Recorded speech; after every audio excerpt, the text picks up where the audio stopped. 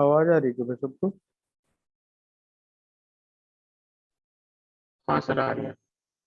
ये बताओ कि जो मैंने तुम्हें कराया कल वो तुमने घर जाकर प्रैक्टिस किया है? हाँ सर। कोई डाउट हो किसी को तो पूछ लो। वो नोट्स नहीं उतारे, बट अभी जो आज भेजे आपने। वो आज मैं एक्चुअली में उन्हें लेट हो गया सेंड करने में। कल कॉपी कर लेना तुम, कोई नहीं, आज मैं एक्सप्लेन कर देता हूँ ठीक से। बस ये बता दो तुम कि जो कल तक मैंने कराया है वहां तक कोई डाउट है क्या? No sir. ठीक है, चलो आज ना हम नया टॉपिक डिस्कस करेंगे तो स्प्रिंग से related.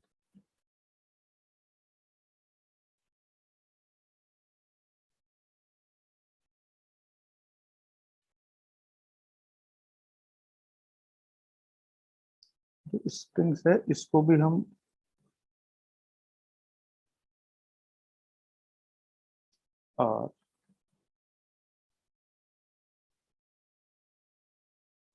Considered to be massless. मतलब हम अपनी नॉलेज में जो, मतलब हमारा सिलेबस वगैरह है जहाँ तक हम पढ़ेंगे उसमें हम एक ही जगह मैसिव स्प्रिंग पढ़ेंगे।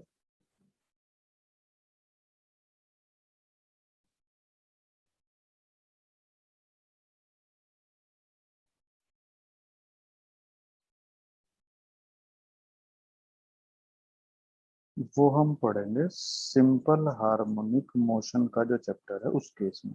नहीं तो नॉर्मली हम सब जगह मासलेस स्प्रिंग को ही डील करने वाले। ठीक। ठीक है सर।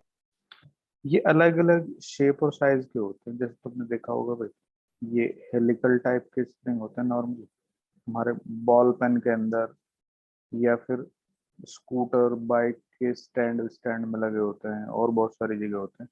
या फिर तुमने जो टॉय कार होती है उनमें किस तरह का स्पाइरल जैसे स्प्रिंग देखा होगा। ये पहले जो घड़ियां होती थी उनमें भी आता था इस तरह का। होता है सर। ये ऐसा होता है जैसे कि अगर तुम इसमें मतलब इसको तुम ट्विस्ट करोगे, ट्विस्ट किस सेंस में भाई, कि जैसे तुम इसे इस तरह से घुमाओ यूं, तो ये ना, तो ये ये जो, अनवाइंड होता हाँ, है। मतलब ये जो ये खुली खुली जगह है यहाँ पे, ये सब मतलब एक छोटी स्पेस में आने लगती है, ऐसे ऐसे ही, ऐसे। वैसे ही टॉय कार्स में होता है, हाँ जिन्हें पीछे खींचते हैं वो वो फिर आगे वैसे, भागती हाँ है। वो वैसे में भी होता है, या पहले चाबी वाली आती थी, जो चाबी से हम भरते थे चाबी, फिर छोड़ देते तो वो आगे चलती थी। तो यस सर। तो अब जब हम जैसे पहले चाबी वाली घड़ियां आती थी, रिस्ट वॉच जो होती थी, वो ऐसे आती थी कि हम उनमें चाबी भर देते थे, चाबी भरने की वजह से उसके अंदर इसी तरह का स्प्रिंग होता था। तो वो इस तरह से मैकेनिज्म बनता था उसका कि वो पूरे 12 घंटे 24 घंटे में ऐसे धीरे धीरे धीरे धीरे अनवाइंड होते होते अपनी ओरिजिनल शेप आने में 12 घंटे का समय लेता था मान लो। तो फिर 12 घंटे बाद में दोबारा चाबी भरनी पड़ती थी। तो एक तरीके से ये स्प्रिंग जो होता था, ये इसमें जो मैकेनिकल एनर्जी स्टोर्ड है उसको, जो रिस्ट वॉच होती थी उसको ऑपरेट करने में यूटिलाइज होता था। तो नॉर्मली हमारे पास वेरियस टाइप के स्प्रिंग्स हैं, जिसमें से हम ये कंप्रेसिव और एक्स, जो कंप्रेसिव टाइप का है, या हम इसमें एलोंगेशन जनरेट कर सकते हैं इस तरह से। नॉर्मली हम यही वाला केस पढ़े, ठीक है। अब स्प्रिंग के केस में जब हम पढ़ने वाले हैं तो हमारे पास सबसे पहले पढ़ने को आएगा हुक्स लॉ। अब देखो ध्यान से।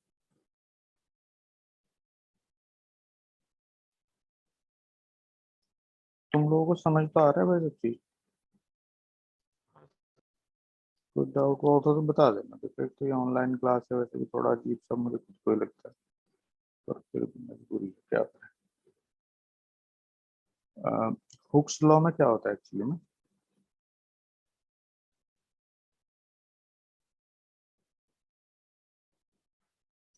देखो ऐसा समझो कि जैसे ये एक स्प्रिंग है, ये इसकी एक नेचुरल लेंथ है, ठीक। अब अगर तुम इसको इसकी नेचुरल लेंथ ऑफ स्प्रिंग से तुम इसे एलोंगेट करो, ये इतना तुमने इसको एलोंगेशन कर दिया है, या फिर तुम इस नेचुरल लेंथ ऑफ स्प्रिंग से इसे कंप्रेस करो, यहाँ तक ले आओ। समझ पा रहे हो? ये एलोंगेटेड पार्ट है, ये कंप्रेस्ड पार्ट है। तो इसके अंदर क्या होता है कि ये तुम जैसे ही इसकी लेंथ को ऑल्टर करने की कोशिश करते हो इसकी नेचुरल लेंथ से, तो ये उस ऑल्ट्रेशन का अपोज करता है। मतलब जैसे तुम इसको एक्सटेंड कर रहे हो, तो एक्सटेंड होने के बाद में ये क्या करेगा कि ये आगे जाने का अपोज करेगा, तो इसके अंदर कुछ इस तरह के फोर्सेस डेवलप हो जाएंगे जो इसको पीछे की तरफ खींचेंगे, जिसके जगह अपनी नेचुरल लेंथ में वापस आ जाए। या तुम इसे कंप्रेस कर रहे हो, तो इसमें इस तरह के फोर्स डेवलप होंगे जो इसको इसकी ओरिजिनल पोजीशन में रिस्टोर कर रहे हैं। नहीं समझ रहे? Yes sir. तो ये फोर्सेज जो है ये रिस्टोरिंग फोर्सेज हैं एक्चुअली में, जो नेचुरल लेंथ ऑफ स्प्रिंग में ऑल्ट्रेशन का अपोज करते हैं। ठीक है ना भाई? हाँ तो जो रिस्टोरिंग फोर्स डेवलप हो रहे हैं स्प्रिंग में, उसने क्या कहा है हुक्स ने? उसने कहा कि जो रिस्टोरिंग फोर्सेस हैं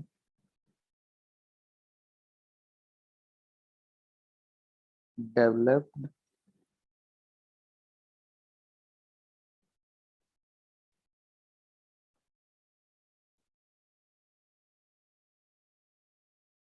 विद इन द स्प्रिंग, ये प्रोपोर्शनल होते हैं किसके? ये एलोंगेशन के प्रोपोर्शनल होंगे, या फिर ये कंप्रेशन के प्रोपोर्शनल होंगे। और ये बात ध्यान रखनी चाहिए कि यहाँ पे एलोंगेशन और कंप्रेशन, ये जो है ये भाई दोनों के दोनों स्मॉल हैं। मतलब तुम मुझे ये मत कह देना कि तुमने एक स्प्रिंग को लिया, उसे खींच के एक सीधे तार में कन्वर्ट कर दिया है, तो फिर कह रहे थे रिस्टोर तो कर ही नहीं रहा। समझ गया ना क्या कह रहा हूँ? Yes sir. मतलब हम स्प्रिंग को स्प्रिंग ही रहने देंगे, बस उसमें हम थोड़ी सी एलोंगेशन जनरेट करेंगे, थोड़ी सी कंप्रेशन जनरेट करेंगे। तो स्मॉल एलोंगेशन या स्मॉल कंप्रेशन के लिए हम ये कहते हैं कि जो रिस्टोरिंग फोर्स स्प्रिंग के अंदर डेवलप होगा in order to restore the spring to its original shape and size, वो रिस्टोरिंग फोर्स उस स्प्रिंग में प्रोड्यूस्ड एलोंगेशन या कंप्रेशन के प्रोपोर्शनल होता है। ठीक है ना भाई? हाँ सर। अब देखो तुम ध्यान से, अब तुम ध्यान से देखो जरा यहाँ पे, इस पोजीशन में ये नेचुरल लेंथ है, ये इसकी एलोंगेटेड पोजीशन है। तो मुझे ये बताओ, इस जो स्प्रिंग का नंबर 2 पार्ट है, इस नंबर 2 पार्ट में स्प्रिंग के अंदर डेवलप्ड रिस्टोरिंग फोर्सेस किस तरफ को हैं?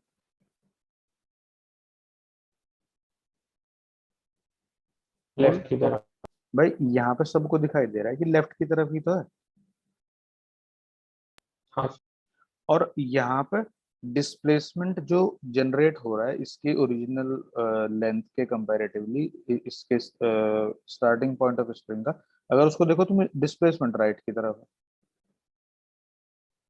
हाँ सर। तो फोर्स भी वेक्टर है, डिस्प्लेसमेंट भी वेक्टर है। अगर दो वेक्टर को हम प्रोपोर्शनलिटी में इक्वेट करेंगे तो माइनस साइन लगा के इक्वेट करेंगे, क्योंकि राइट साइड में जब हम प्रोपोर्शनलिटी कांस्टेंट लगाएंगे तो राइट साइड की टर्म भी तो एक कांस्टेंट बनेगी। मतलब राइट साइड की टर्म जब वो भी तो एक वेक्टर बनेगी यस। जो लेफ्ट साइड के वेक्टर के इक्वल होगी। पर ये दो वेक्टर इक्वल तो तभी होंगे ना जब इनकी डायरेक्शन भी सेम हो। अब डायरेक्शन सेम नहीं है, एक लेफ्ट की तरफ है एक राइट की तरफ है, तो इसलिए हमने क्या करा कि माइनस साइन लगा के इक्वेट करा है। ये माइनस साइन सिर्फ ये इंडिकेट कर रहा है कि अगर स्प्रिंग में डिस्प्लेसमेंट नेचुरल लेंथ से राइट की तरफ है तो उसके अंदर ये एफ रिस्टोरिंग फोर्स लेफ्ट की तरफ है, और अगर स्प्रिंग में डिस्प्लेसमेंट लेफ्ट की तरफ है तो रिस्टोरिंग फोर्स राइट की तरफ। Yes sir. और यहाँ पे जो ये के है भाई, इस के को समझो ध्यान से। ये जो के है ये प्रोपोर्शनैलिटी कांस्टेंट है जिसको हम लोग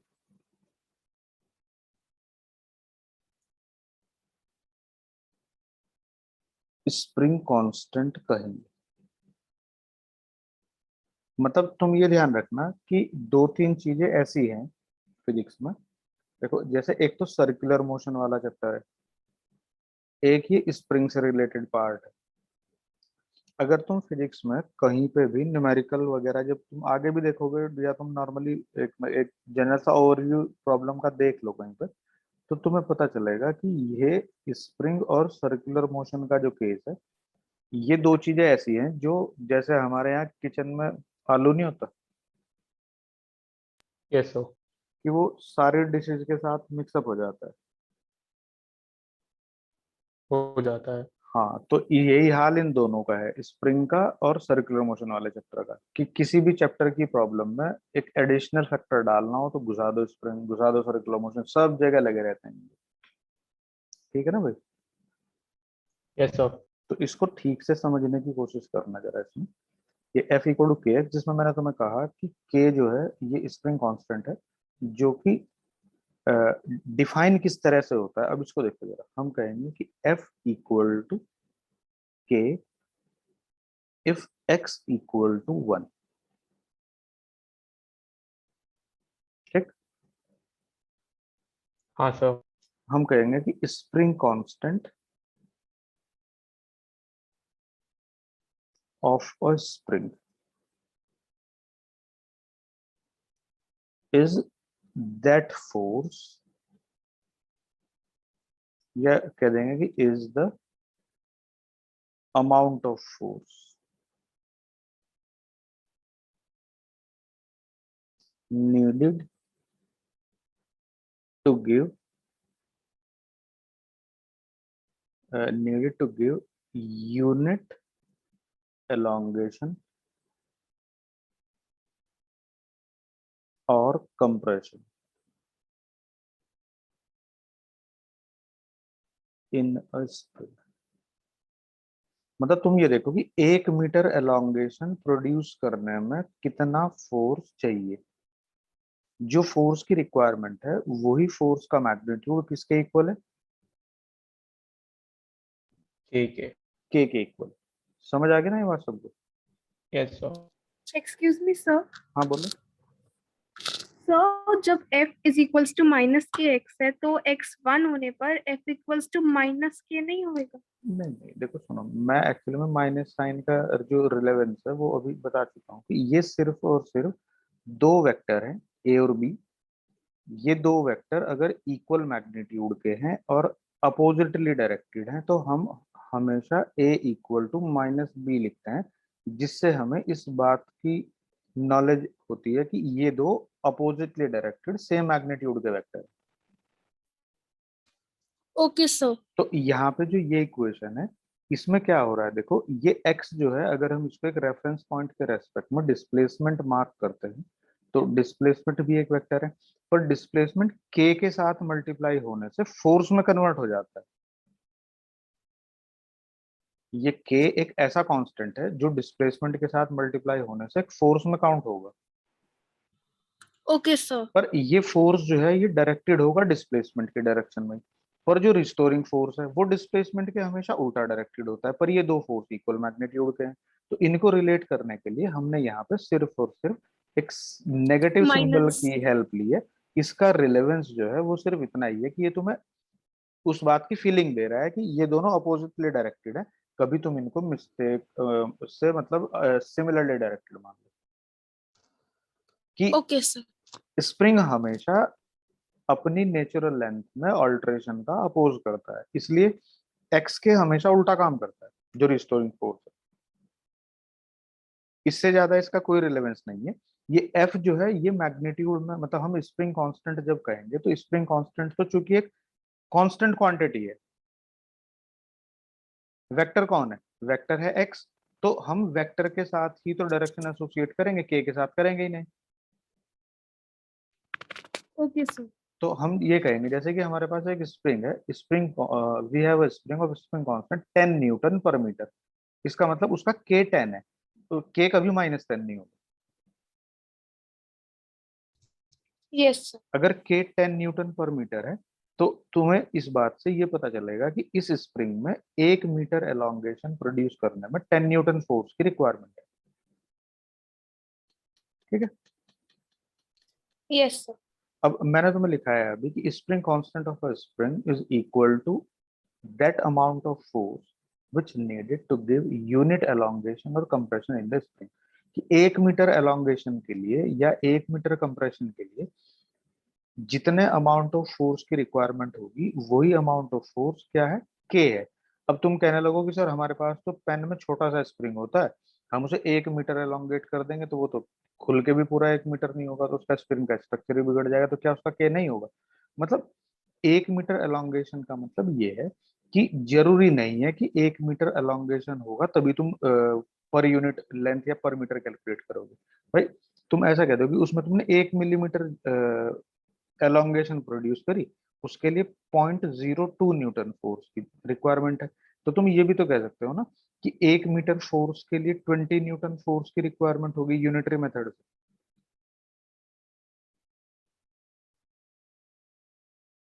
नहीं समझे? Yes sir. हाँ, तो मतलब वहां पे तुम यूनिटरी मेथड लगा के ये कैलकुलेट कर सकते हो कि अगर एलोंगेशन 1 मीटर करना है तो हमें कितने न्यूटन फोर्स की रिक्वायरमेंट होने वाली है। एग्री हो ना भाई सब लोग? हाँ सर। अगर किसी को कुछ डाउट है तो बोलो।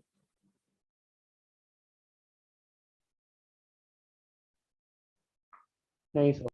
अब देखो अब क्या होगा कि जो एफबीडी वाला पार्ट है, अब उसमें एक कैरेक्टर स्प्रिंग भी घुस जाएगा। ठीक है ना?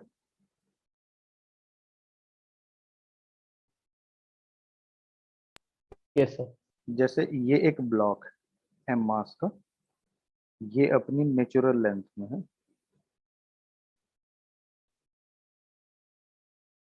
तो जब हम इसको यहाँ से रिलीज कर देंगे अगर धीरे धीरे, इसके ऊपर भी एक बहुत अच्छा कॉन्सेप्ट क्रिएट होता है आगे जाके जब हम वर्क पावर एनर्जी का चैप्टर पढ़ेंगे, तो उसमें तुम्हें ये बात पता चलेगी।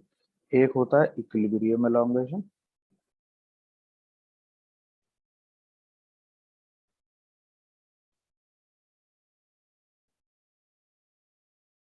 और भाई एक होता है मैक्सिमम एलोंगेशन।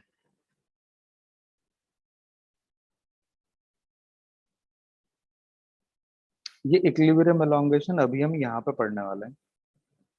मैक्सिमम एलोंगेशन के लिए हमें एनर्जी कंजर्वेशन की हेल्प लेनी पड़ती है, और ये दोनों कॉन्सेप्ट बहुत ज्यादा कंफ्यूजिंग और बहुत ज्यादा इंपॉर्टेंट है। मतलब इनके बिहाफ पे न्यूमेरिकल आते हैं जो कि 70-80% लोगों को कुछ जानकारी ही नहीं होती कि यहाँ हो क्या रहा है। तो इसमें क्या है कि एक स्प्रिंग है जिसका स्प्रिंग कांस्टेंट के है, ये एम मास। अब देखो ये एम मास का ब्लॉक इसको अपने वेट की वजह से थोड़ा नीचे की तरफ पुल करेगा, वेट की वजह से नीचे पुल करेगा। तो स्प्रिंग जो होगा, अब ध्यान से समझना, यहाँ पे स्प्रिंग अपनी नेचुरल लेंथ में है, तो स्प्रिंग के अंदर एक्स कितना है, 0। हाँ सर। तो उसकी रिस्टोरेशन टेंडेंसी है ही नहीं। अब ये थोड़ा सा नीचे आया, जब थोड़ा सा नीचे आया तो एक्स कुछ आ गया, एक्स की कोई वैल्यू आई जो कि के एक्स से मल्टीप्लाई होकर ये नीचे की तरफ फोर्स एम जी था। तो अभी एम जी जो है वो के एक्स से बड़ा है, तो ये और नीचे जाएगा, एक्स और बढ़ेगा, फिर अभी भी एम जी के एक्स से बड़ा है तो अभी ये और नीचे जाएगा। तो एक सिचुएशन ऐसी आएगी कि जहां पे एम जी और स्प्रिंग इसको रिस्टोर करने के लिए रिस्टोरिंग फोर्स देगा ऊपर को, ये दोनों के दोनों आपस में बैलेंस कर जाएंगे, तो वहां पे ये ब्लॉक इक्विलिब्रियम में स्टे करेगा जहां पे नेट फोर्स 0 होगा। इक्विलिब्रियम वो पोजीशन यस सर। होती है जहां नेट फोर्स 0 होता है। एग्री हो ना इस बात से? Yes sir. यस अगर सर। अगर मैं इस ब्लॉक का एफबीडी बनाऊंगा तो मुझे यहाँ पे इसके ऊपर सिर्फ और सिर्फ दो फोर्स दिखेंगे इक्विलिब्रियम में, एक के एक्स नॉट ऊपर की तरफ, एक एम जी नीचे की तरफ। तो मैं कहूंगा कि in equilibrium m g equal to k x naught. तो यहाँ से मुझे ये पता चल जाएगा कि ये ब्लॉक इक्विलिब्रियम में स्टे करने पर कितनी एलोंगेशन देने वाला है। ठीक है? Yes sir. ये ध्यान रखना कि मैक्सिमम एलोंगेशन के लिए किस्सा वर्क पावर एनर्जी के चैप्टर में शिफ्ट हो जाता है, उसको थोड़ा ध्यान से समझना तुम। वो काफी इंपॉर्टेंट है, मतलब वो बहुत सारी जगहों पे लगता है, इवन ऑप्टिक्स जैसी जगहों पे भी लग जाता है जहाँ लेंस और मिरर की प्रॉब्लम होती है। ठीक है सर।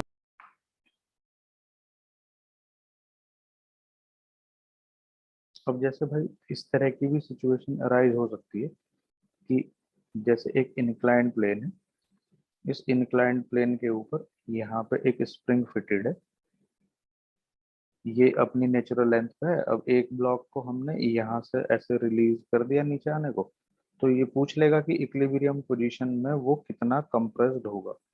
तो इक्विलिब्रियम पोजीशन में जब हम कंप्रेशन देखेंगे तो हम ये कहेंगे इसमें कि सपोज कीजिएगा कि भाई ये यहाँ पे आकर रुक गया और ये इसकी नेचुरल लेंथ थी।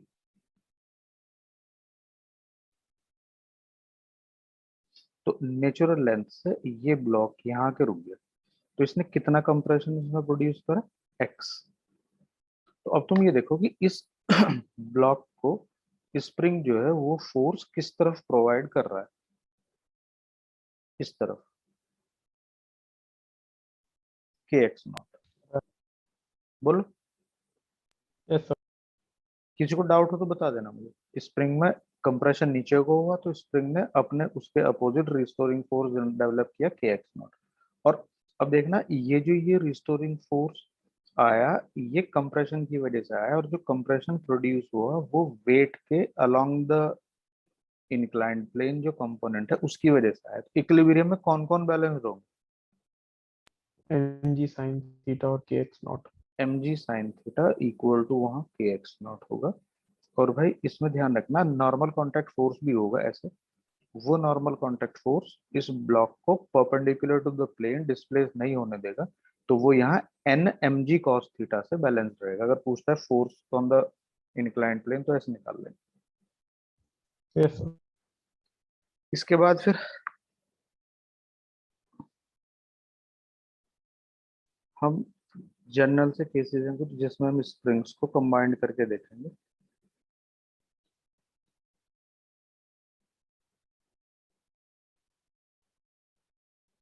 ये एसएचएम में भी कंबाइन होंगे, ध्यान रख लेना।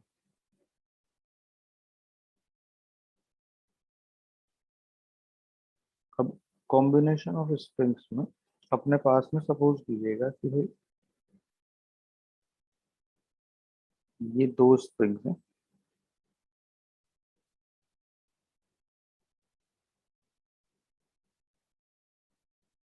ये दोनों के दोनों स्प्रिंग सपोज करिएगा भाई किसी ब्लॉक से कनेक्टेड है, इसमें एम मास का ब्लॉक है, ये K1 है, ये K2 है।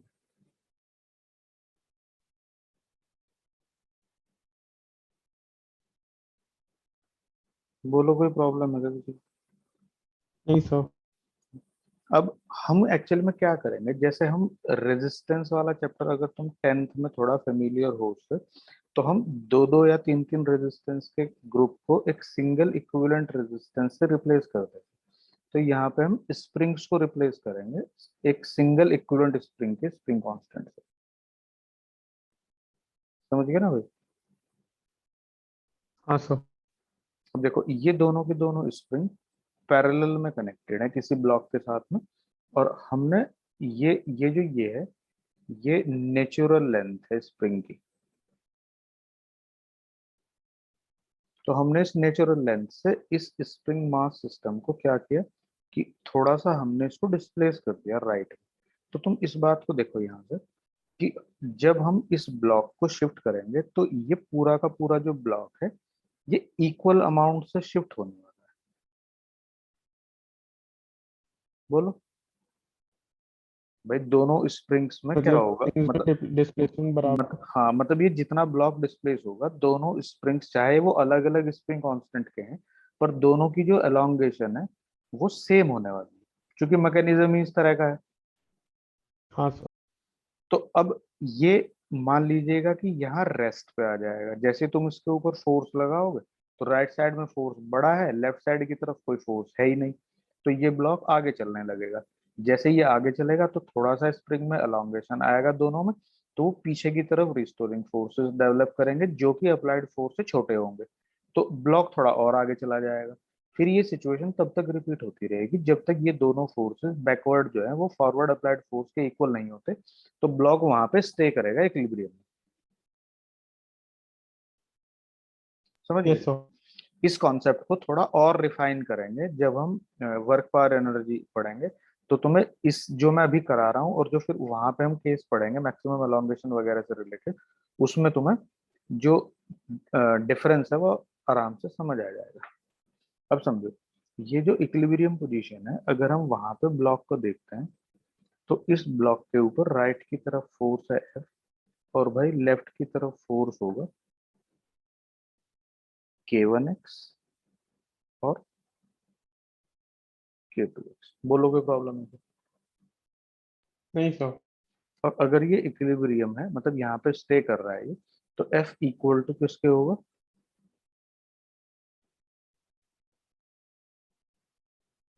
यहाँ तक भी एग्री हो ना वैसे? हाँ सर। अब अगर सपोज कीजिएगा हम ये कहते हैं कि इस स्प्रिंग मास सिस्टम को हम लोगों ने रिप्लेस कर देना है एक सिंगल स्प्रिंग से, यस सर। तो वो सिंगल स्प्रिंग इन दोनों स्प्रिंग का इक्विवेलेंट स्प्रिंग कहलाएगा। कब होगा ऐसा? देखो, मतलब हम इस पूरे स्प्रिंग मास सिस्टम को रिप्लेस कर दें एक सिंगल स्प्रिंग से, तो वो स्प्रिंग जो होगा वो इन दोनों स्प्रिंग का इक्विवेलेंट कहलाएगा। कब? जब under the action of same force a single spring results same elongation as was resulted by the group of two। नहीं समझे? ये जो ये स्प्रिंग है,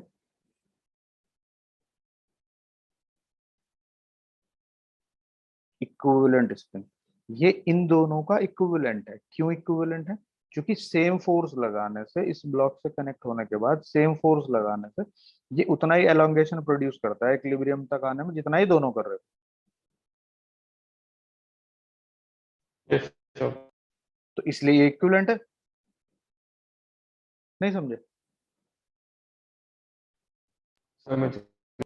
मतलब अगर तो इस स्प्रिंग में एलोंगेशन सेम फोर्स की वजह से थोड़ा ज्यादा हो जाता, तो हम कह देते कि भाई ये स्प्रिंग वीक है, ये सेम फोर्स के अंडर में ज्यादा एलोंगेशन दे रहा है।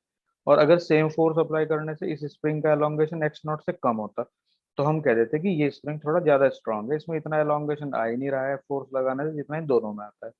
पर अगर सेम फोर्स के अंडर में जितना एलोंगेशन ये दोनों स्प्रिंग मिलकर बियर करते हैं उतना ये स्प्रिंग बियर करता है, तो हम कहेंगे कि इस स्प्रिंग से दोनों स्प्रिंग को रिप्लेस करा जा सकता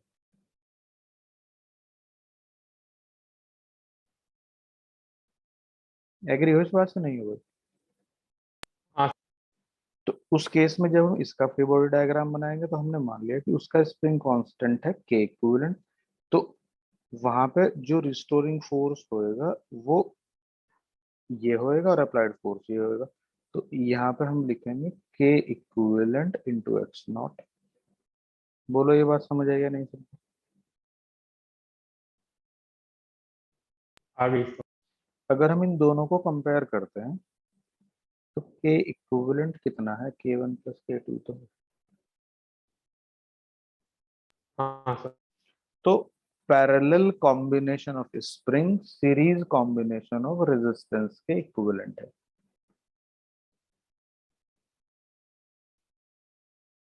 अगर मल्टीपल स्प्रिंग्स हैं और तुम्हें उसको एक सिंगल से रिप्लेस करना है, तो तुम मल्टीपल स्प्रिंग अगर पैरेलल में कनेक्टेड हैं तो उनके स्प्रिंग कांस्टेंट को एल्जेब्रिकली ऐड करके काम चला सकते हो।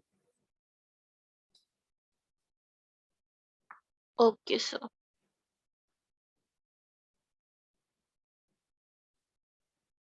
अब देखो दूसरा केस होगा इसमें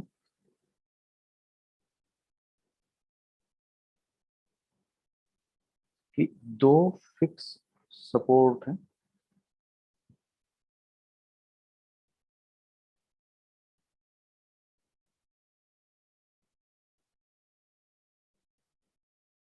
और उनके बीच में स्प्रिंग्स की हेल्प से एक ब्लॉक कनेक्टेड है। हम क्या करते हैं कि इस ब्लॉक को थोड़ा सा राइट या लेफ्ट शिफ्ट करते हैं। यहाँ पे हमने इसको शिफ्ट कर दिया, तो तुम देखो कि एक स्प्रिंग कंप्रेस होगा, दूसरा स्प्रिंग एलोंगेट होगा। ये अपनी ओरिजिनल पोजीशन से डिस्प्लेस्ड है बाय एन अमाउंट एक्स। बोलो कोई प्रॉब्लम है किसी को? नहीं सर। और इसमें हमने इस तरफ फोर्स लगाया एफ, तो ये राइट की तरफ शिफ्ट हुआ और ये यहाँ पर रुक गया, रेस्ट पे आ गया। ये इक्विलिब्रियम पोजीशन है। तो अब तुम देखो, अगर हम यहाँ पे इस ब्लॉक का एफबीडी बनाएं, तो इस ब्लॉक के ऊपर एक्सटर्नल फोर्स एफ राइट को है। अब मुझे ये बता दो कि इस पे ये जो राइट वाला स्प्रिंग है, ये इस पे किस तरफ फोर्स दे रहा है?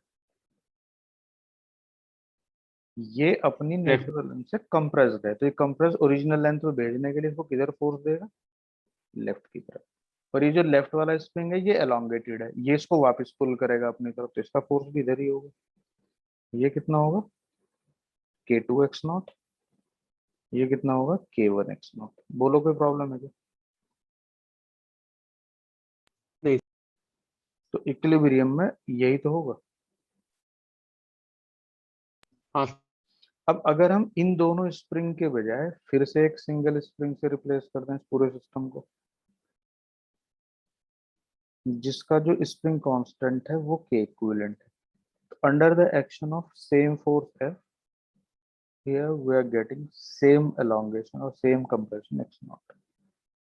तो यहाँ पे भी जब हम FBD बनाएंगे तो भाई एक ही सिचुएशन अराइज होगी, F k equivalent x naught। तो यहाँ पे F equal to k equivalent x naught होगा। बोलो ये बात भी समझ आई या नहीं? आगे सर। अब यहाँ अगर तुम सेकंड और फर्स्ट इक्वेशन को कंपेयर करते हो तो k इक्विवेलेंट कितना है? k1 plus. तो जो पैरेलल कॉम्बिनेशन ऑफ स्प्रिंग्स है वो block in between two springs, block in between two springs. ये केस है, इन दोनों को हम सिमिलर तरीके से ही डील करेंगे। सेम इनका कॉम्बिनेशन ऑफ स्प्रिंग्स में इक्विवेलेंट स्प्रिंग कांस्टेंट होगा। बोलो ये बात समझ आएगा सब? आगे सर। आगे ना भाई। अब इसमें थर्ड केस है सीरीज स्प्रिंग, सीरीज ग्रुपिंग का। ठीक है सर। तो उसको मैं तुम्हें कल पढ़ाऊंगा, क्योंकि तुम उसे एक बार थोड़ा सा पढ़ के आना। वो थोड़ा सा मतलब समझने में तुम लोगों को 2-4 मिनट एक्स्ट्रा ले सकता है, तो उसको तुम एक बार थोड़ा पढ़ के आना। तो कल कराऊंगा मैं, ठीक है? ठीक है सर। और हो सके तो कल फ्रिक्शन वगैरह के नोट्स भी बनाना शुरू कर देना, और एक काम और कर देना, है सर। एचसी वर्मा सबके पास है? है सर। ये जो नई लड़की आई है ये रिया, यस सर, मेरे पास भी है। ठीक है। तो तुम लॉज ऑफ मोशन वाला जो चैप्टर है ना, यस सर। उसकी प्रॉब्लम करना शुरू करो जरा। कल देखते हैं उसमें से, अगर तुमने कल 25-30 प्रॉब्लम कर ली तो उसमें से देखते हैं कितने डाउट्स होंगे। तो या तो मैं सीरीज ग्रुपिंग पढ़ा के पहले डाउट्स करा दूंगा तुम लोगों के, फिर उसके बाद चलेंगे उधर फ्रिक्शन पे। नहीं तो फिर अगर तुम्हारे कल कोई डाउट नहीं हुए 25-30 के आसपास की प्रॉब्लम तक, तो फिर मैं देखूंगा कि फ्रिक्शन पढ़ाऊंगा। सर मैं नहीं कर पाऊंगी, मेरे प्री बोर्ड्स हैं। प्री बोर्ड में क्या कुछ होता है? अभी कहाँ से आ गया प्री बोर्ड? अभी तो सितंबर चल रहा है। सितंबर 20 सितंबर से ही है। इस बोर्ड तो बार मार्च जल्दी में हो। होते हैं, बोर्ड तो मार्च में होते हैं बोर्ड लड़की। नहीं, प्री बोर्ड। नहीं, मैं ये कह रहा हूँ बोर्ड तो मार्च में होता है ना, तो मार्च से 2 महीने पहले तो प्री बोर्ड होते हैं, 6 महीने पर पहले प्री कौन से? बोर्ड नवंबर दिसंबर में होते हैं, इस बार सितंबर में कर रहे हैं। 2 बार हो रहे हैं ना सर बोर्ड्स, नवंबर में और मार्च में। यार मतलब ये बढ़िया है कि साला बच्चों को पढ़ाओ भी ना, बस एग्जाम ले लो। पहले एक बार लेते तब 2 बार ले लो, अब लेट लेते हैं अब जल्दी ले लो। नहीं यूं कह देते कि भाई तुमने 10th में बुलाया क्यों हमें? हमारे भी स्टार्ट होने वाले हैं सब। नहीं, तुम्हें नहीं यूं कह देते कि तुमने हमें 10th में बुलाया कि, बस 9th में तुम ये कह देते कि भैया हमारा ना 10th के प्री बोर्ड यहीं ले लो, 9th में बस बोर्ड में घर बैठे रिजल्ट आ जाएगा।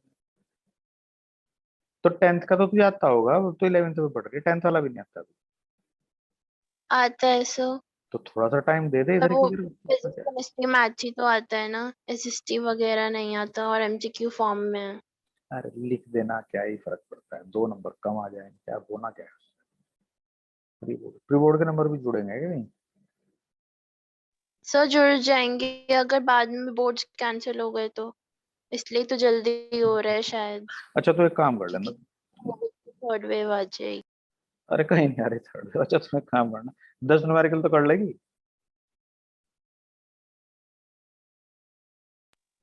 ट्राई कर लूंगी सर। एक दिन 2 दिन के लिए एक्सरसाइज मत करिए, ठीक है? Okay sir. थोड़ा सा टाइम इधर उधर से निकालो, एक दिन नहाने का जो प्रोग्राम है वो स्किप कर दो। अगर हमारे पास इमरजेंसी है तो हमारे जो डेली रूटीन के वर्क है ना, उनमें से हम किसी ऐसे रूटीन को स्किप कर दें, जैसे कि मतलब जब बच्चों के ऊपर बहुत ज्यादा रिस्पॉन्सिबिलिटी होती है कॉलेज में भी, तो वो 2-2 3-3 दिन तक तो बेचारे नहाते नहीं, डीओ लगा के ऐसे ही चले जाते हैं क्लास में। तो तो मैंने स्किप भी किया हुआ है, आज भी कर अच्छा दिया। ठीक है, तो तू एक आध दिन और स्किप कर दे, फिर एक्सरसाइज, खाना वाना स्किप मत करिए बस, ठीक है? Okay sir. हाँ कोशिश करना 2-4 न्यूमेरिकल हो जाए तो फिर कोरिलेशन बना रहेगा तेरा। ठीक है सर। ठीक है।